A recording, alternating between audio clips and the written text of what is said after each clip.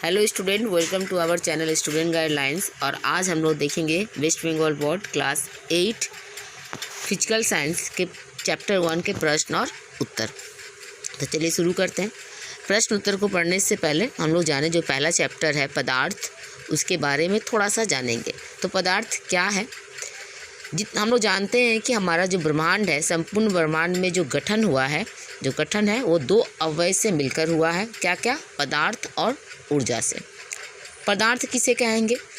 रसायन विज्ञान और भौतिक विज्ञान में पदार्थ उसे कहा जाता है जो कुछ स्थान को घेरता है और जिसका अपना आयतन होता है, जैसे कि जल, पत्थर, ऐसी चीज़ें। ठीक है। अब पदार्थ की अवस्थाएं कितनी होती हैं? पदार्थ की 3 अवस्थाएं होती हैं, ठोस, द्रव्य और गैस। ठोस में जैसे कि पत्थर, गेंद, ये ठोस में पदार्थ में काउंट किया जाता है। द्रव्य में जल, दूध, तेल, अल्कोहल, ऐसी चीज़ें। गैस में ऑक्सीजन, कार्बन डाइऑक्साइड इत्यादि जितने भी गैस है वो सब गैस अवस्थाएं में आती हैं।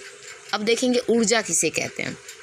ऊर्जा किसी वस्तु में कार्य करने की जो क्षमता होती है उसे उस वस्तु की ऊर्जा कहते हैं। इसको मापते कैसे हैं? इसको SI पद्धति में इकाई जूल से मापी जाती है। ठीक है, ये इंट्रोडक्शन है। चलिए अब प्रश्न उत्तर को देखते हैं। हाँ, तो पहला प्रश्न क्या है? परमाणु के मुख्य मौलिक कणों का नाम बताएं। तो परमाणु के मुख्य मौलिक कण इलेक्ट्रॉन, प्रोटॉन तथा न्यूट्रॉन है, ये इसका उत्तर।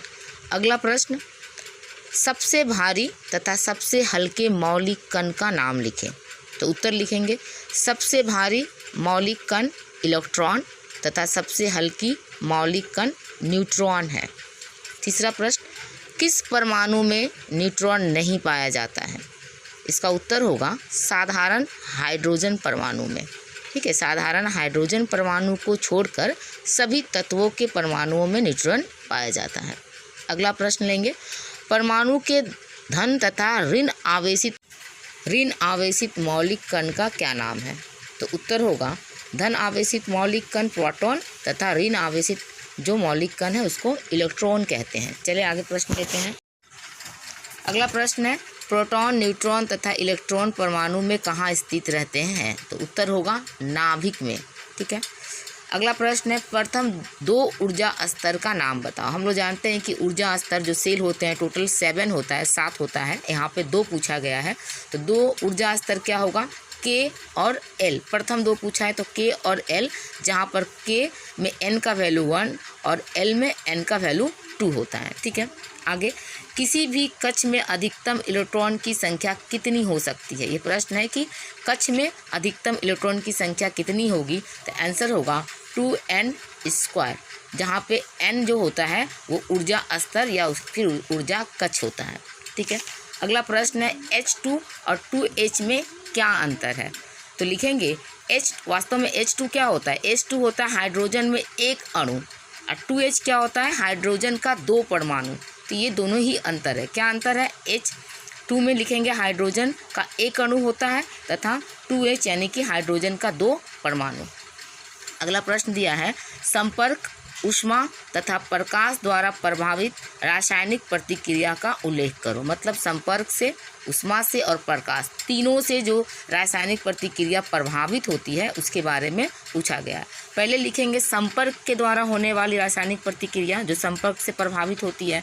तो देखते हैं कि जब सोडियम के टुकड़े को जल के संपर्क में लाया जाता है तो वो स्वयं, ठीक है, तो क्या बोले कि जब सोडियम के टुकड़े को जल के संपर्क में लाया जाता है तो स्वयं क्या होता है? जल उठता है और क्या करता है? H2 गैस को उत्पन्न करता है। तो कैसे लिखेंगे रासायनिक प्रतिक्रिया? चलिए देखते हैं।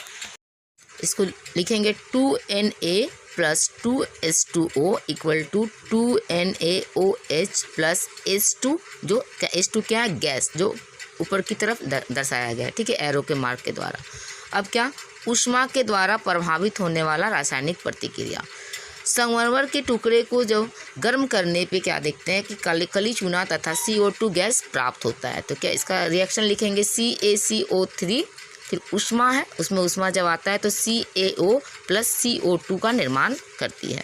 प्रकाश के द्वारा होने वाली रासायनिक प्रतिक्रिया, H2 तथा Cl2 के मिश्रण को सूर्य के प्रकाश में जब हम रखते हैं तो हाइड्रोजन क्लोराइड गैस का निर्माण होता है। लिखेंगे केमिकल रिएक्शन H2 + Cl2, फिर वो प्रकाश में आने पे क्या होता है 2HCl का निर्माण करती है। अगला प्रश्न है न्यूक्लियस किसे कहते हैं?